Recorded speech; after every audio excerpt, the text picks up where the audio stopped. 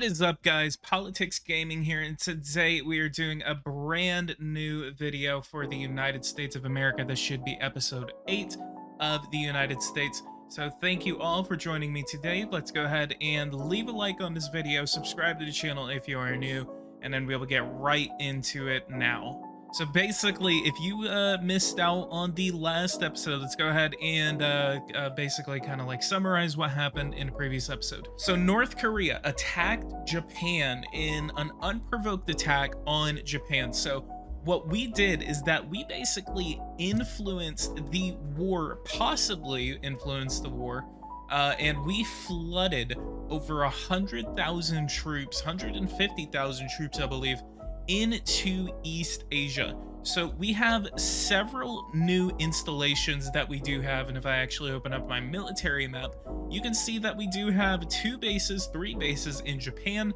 We have 2 bases in South Korea, one an air base and one a land base, and then we do see right over here we have a military base in Taiwan.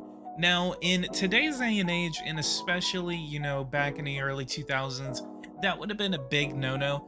But I mean, at the point that we're at right now in terms of geopolitics, if this were to happen in real life, that would basically be provoke an attack by the Chinese. But the reason that we did this is for the reason that you think that I'm doing it for. It is to protect this little island nation against the larger attack from their Chinese counterpart. Basically, the history behind them is that China and Taiwan have been fighting a civil war since 1926, around, I think, in between 1926 and 1936. And after the invasion by the Japanese Empire in 1937, basically they had to stop hostilities during that. And then whenever World War II came to an end and the Japanese Empire fell, that basically created a power vacuum in East Asia. And the People's Republic of China, the Communist Party of China, ended up actually winning the war. And then that pushed the nationalists, or the Kuomintang, out of mainland China and into Hainan and Formosa. And Formosa ended up becoming the island nation of Taiwan as we can see it today. And so what we want to do is that we want to protect Formosa. We want to protect Taiwan, the Republic of China, from any sort of attack from the larger Chinese empire. What we are going to do today is that we are going to manage our economy. We have a very low federal deficit right now. So if I actually come over here and look at my budget, we have a 1% budget deficit. And this budget deficit can be spent on things such as Social Security, such as healthcare, such as defense, such as the debt reimbursement. And one of the things that I do want to do is that I want to expand benefits to old retirees. So if I could actually come over to health and Social Security, and I go over to legislation, what I really want to do is that I want to increase the minimum retirement pension to $1,000, and we want to get it to about $1,200 to $1,500 by 2024, basically by the time that this term is over. We have 2 years to do this, and we can make up the money in a couple of different ways. So we can actually come over here, we could go to tax exemptions, and this is called tax exemptions for companies using retirement by capitalization. It is an exemption from taxes and social contributions to give incentives to businesses to give to their employees supplemental pension. These payments are financial investments and are handed over to specialized institutions. And if I go from partial to total, that will save the United States national economy $207 billion per year. And so I am going to attach this to a reform, and we're going to call this the Social Security Reform Act, the SSRA, the Social Security Reform Act. and we're going to confirm those details, and we're going to create the reform and see how that passes the House and the Senate. So it looks like Democrats are pretty against it. And the reason that Democrats are against this kind of measure is mainly because of it's kind of more of a right-wing thing, because you're basically, instead of the government taking care of your contributions, you're actually handing it off over to specialized institutions and somewhat basically private companies. Republicans are absolutely behind us. We can see that 100% of Republicans in the House and the Senate actually do approve of this measure. So if I can actually increase, so we have $207 billion that we are going to be saving on that, and we can actually spend that money that we are saving. So does that reduce our deficit? That does not. So we will not see any changes to our deficit until this measure passes the House and the Senate. What I'm also going to do is that we are going to use the $200 billion that we are saving on that measure, and we are going to invest that money into increasing the minimum retirement pension. We've gotten several notifications in our notification bar. As you can see that sometimes I don't read them, but I do actually read them. Just so you guys know, I do read these. Sometimes I don't open them and I don't close them. I need to start doing that a little more often because I know it annoys a couple of you guys. But basically, I do read every single one of these that comes in. I'm not just ignoring them. It's just that I kind of, the only times I usually open them is if I want to read it or if I feel like it's important. So anyway, we are going to attach this to the Social Security Reform Act, and we're going to see how this passes Congress. So it looks like Republicans are very much against this measure, but Democrats would be for it. So we are kind of flipping a coin on this in terms of getting this passed. So let's go ahead and attach it to the reform. We're going to add it to the reform, and we're going to see how this passes. And we do lose a little bit more support, but we do get a lot more Democratic support behind it. So that basically kind of balances out the amount of Republicans that we were losing, because we had 100% of Republicans behind this. And now we have 62% that are against it in both chambers.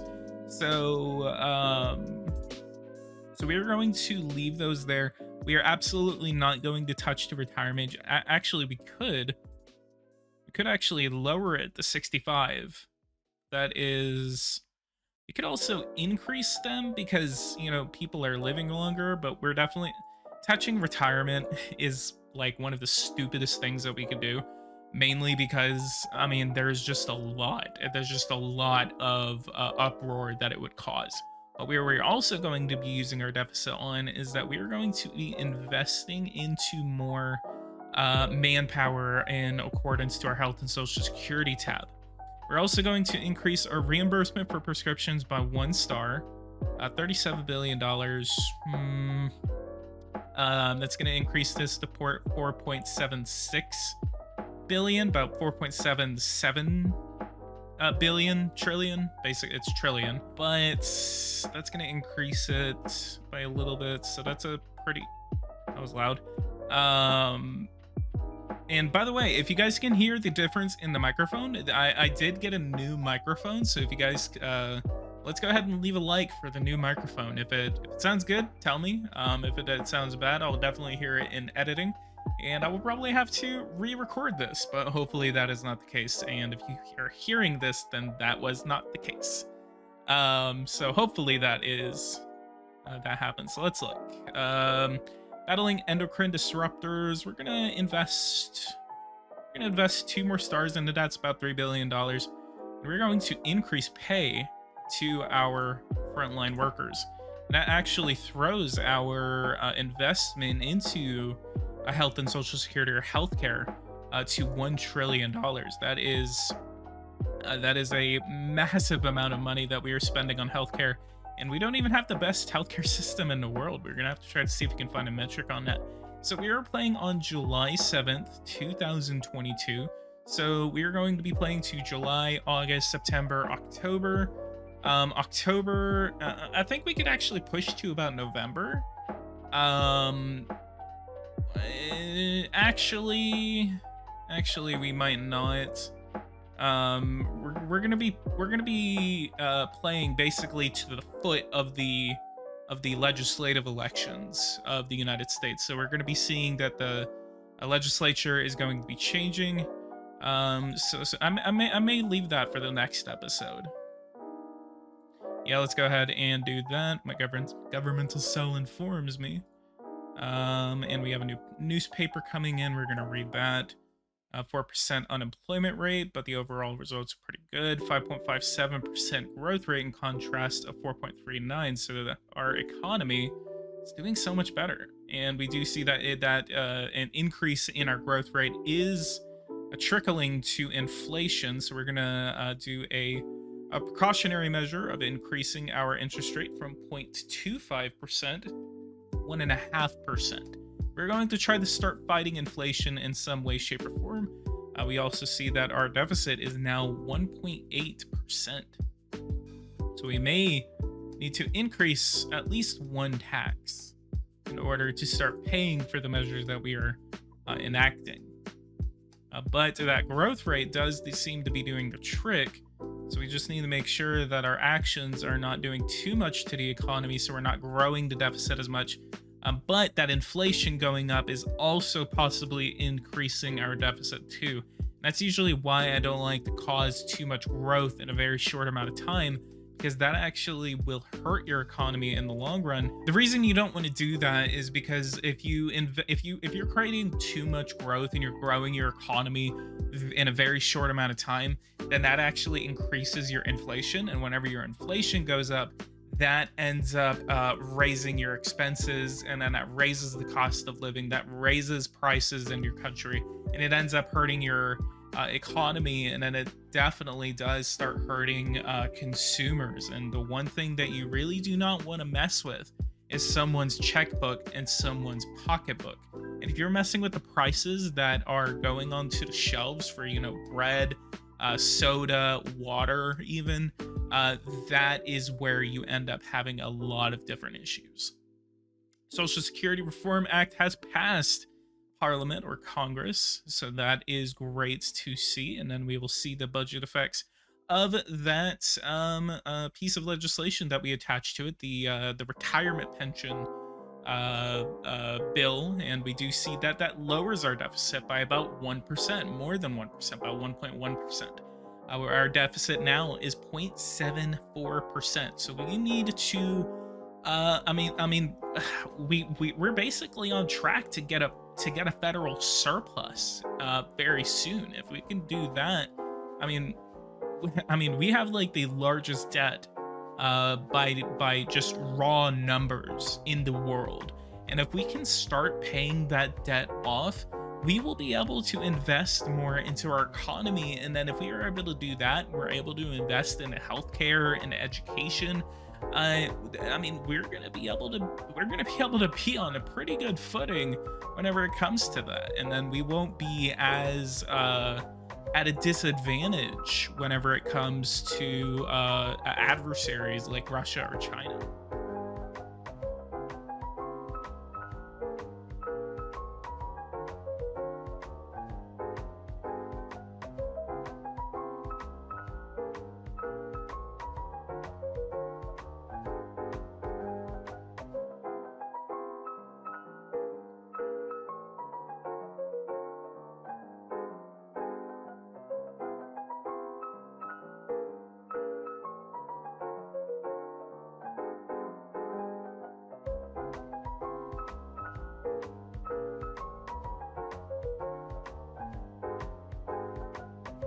All right, and we are now back, and we see that there are national protests all across the country, and this is mainly because the Animal Rights Association organized their members and against their government. Let's go ahead and look to see how many are protesting.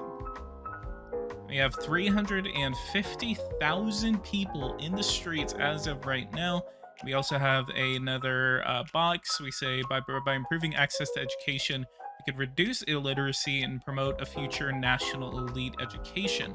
It's a major challenge that is necessary for us to face if we wish to be among the great nations of the 21st century, Mr. President. It's as if we're not already the greatest nation of the 21st century.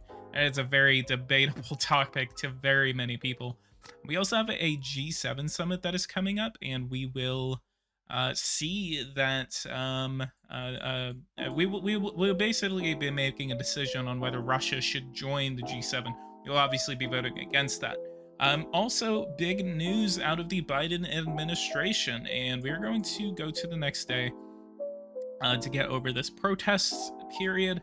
But big news out of the Biden administration. We do see that Biden is committing the United States of America to withdraw completely from the war in Afghanistan as of 2021. So by September 11th, the 20th anniversary, it has been 20 years since New York was attacked by 19 terrorists, and Washington, D.C. was also attacked by those same terrorists.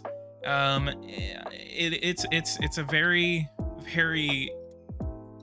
very interesting that it's been 20 years. I mean, I somewhat remember 9/11. I was very young. I didn't know what was going on. I just kind of looked at the TV, saw explosions. It's a very vague memory. I can't exactly remember. Again, I was less than 4. I was about to turn 4 at the time. But what we are going to be doing in this episode is that we are going to be doing the exact same thing. It is the year 2022. We're about a year late. But what we're going to do, we're going to go over to Afghanistan. We have 4,000 people. We already made a prior withdrawal from Afghanistan. And we are going to repatriate everyone. And we're going to give them 1 month to repatriate. So basically, we will be out. All right, it is August 10th, 2022. Let's go ahead and read the newspaper real quick. Secretary of Energy is pleased to belong to a government of action and results, and rover ExoMars space program scheduled liftoff in a Russian Federation. According to the famous prima donna singer, the head of state is inspired, being endowed with exquisite sensitivity and refinement for whom its life itself is a work of art. I cannot read sometimes. And then we do have the paper on the funeral of the president's father. How old is Mr. Biden? He is 79 years old. I've also seen a lot of things where the president actually, if you run this guy past the 2024 election, he actually ends up dying shortly after that. So I don't know if I'm going to be able to run him in 2024, if he's just going to end up dying, if he's not going to live all the way up to 2028. We may end up losing the guy in office. But anyway, forest fire in California, memorial ceremony in Washington in honor of the firemen who died fighting the fire. Yesterday, a team of firemen found themselves encircled by the flames. Overwhelmed, their colleagues didn't have the time to help them, and 15 men unfortunately died in Southern California. A commemorative ceremony will take place tomorrow in Washington, and the presence of their family in honor of these firefighters who died in battle. And we will attend that ceremony, obviously, and then we will go over to military operations. We will go over to recall soldiers established in other countries. We will go to Afghanistan, and we will repatriate everyone within 1 month. So by the time September 11th rolls around, we will be completely withdrawn from Afghanistan. That will be the end of a very long war that has taken the lives of thousands of civilians and American troops, NATO troops. I mean, NATO, it was the very first time that NATO ratified Article 5 of their convention, that they said an attack on one is an attack on all. And a lot of other countries have already pulled out of Afghanistan, and it is about time that the United States does that. However, what we are going to do is we are going to go over to Afghanistan, and we're going to give them $3 billion, $3.5 billion worth of aid. So what I really do not want to do, and this is a geopolitical move, I don't want the Chinese to start stepping in and investing into Afghanistan and then basically make Afghanistan their own puppet, because it's basically, you spend 20 years in one country fighting the same war every single day for 20 years, and then you spend nearly $1 trillion in that war, and then you just leave, and the situation ends up collapsing again, and then another country comes in and it tries to save the day and then make themselves basically, hold up the trophy, without firing a shot. So we are going to make sure that not only are we that whenever we do leave, we are going to commit to having economic ties with Afghanistan. We are not going to just leave and then just say, you're on your own, and then cut aid and everything. We're going to actually increase aid to the region, and we are going to make sure that Afghanistan has the resources and has the money that they need in order to make their country great again, essentially. Yeah, that was more of a Trump reference, but I thought it would work, but probably it wouldn't work. But yeah, that is going to be the plan, that we are going to reinvest into Afghanistan and make sure that they have the money in order to make their country better. What else is going on?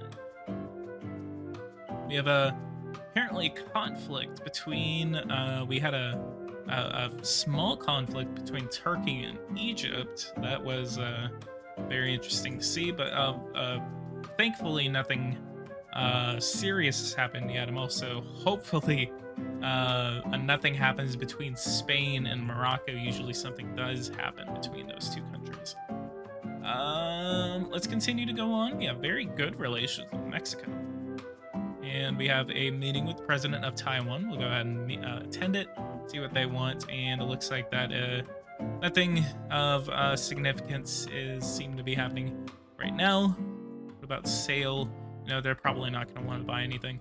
What we do want to ask them, do you want another military base? Yes, they do. That is awesome. We will build another military base in Taiwan. Can we get a third military base in Taiwan? Unfortunately not. Can we? Let's try third time's a charm. And unfortunately not. So we get a big decision between a naval base or we're not going to do another military base. We already have 50,000 troops at that military base in southern Taiwan, so we could probably do a air base, and that will basically give us air superiority over this area of the Taiwan Strait in Formosa. And that would also kind of like extend our reach into the South China Sea as well as the Philippines, and kind of give us a little bit of an umbrella over our East Asian allies and Southeast Asian allies to an extent. So that is, I think that's going to be our goal for the next episode. So we're going to try to build a military base in Taiwan. It's going to be an air base, and then hopefully we can get a third military base, which would be a naval base. We're going to try to get a triad going on in Taiwan. Sales oranges, $3 million. Kind of minimal. What are our relations with the Philippines? We have they were a former Commonwealth. It's okay relations.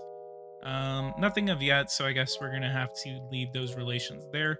But what we are going to do for the Philippines, we're gonna go over here to aid. We're gonna give them $1 billion worth of aid. Yeah, let's go ahead and dismantle whatever terrorist organization that was in Mexico. We have a plague in East Timor. That is, we also need to start establishing military relations with Indonesia before the midterms, possibly. But we will go ahead, and we're nearing the end of this episode, so I'll go ahead and skip forward, and if anything happens, I will see you guys there. Otherwise, I will see you guys. Well, actually, we have Psych Space Program imminent liftoff. Let's go ahead and watch that.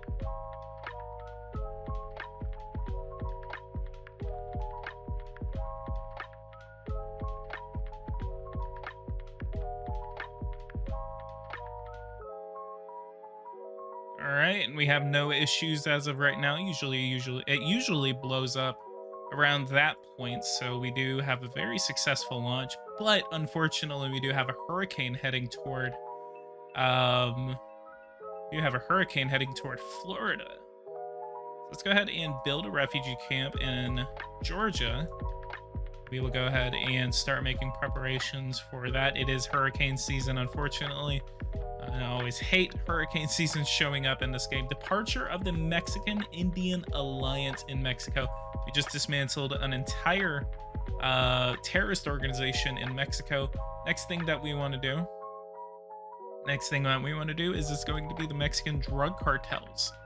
Yes, it is. Let's go ahead and do that anti-terrorism operation on Mexico, just so we can get rid of the Mexican drug cartels. That has been the biggest issue of this of basically every administration since Reagan. I think even it kind of maybe even extends all the way back to Nixon if you talk about the beginning of the war on drugs.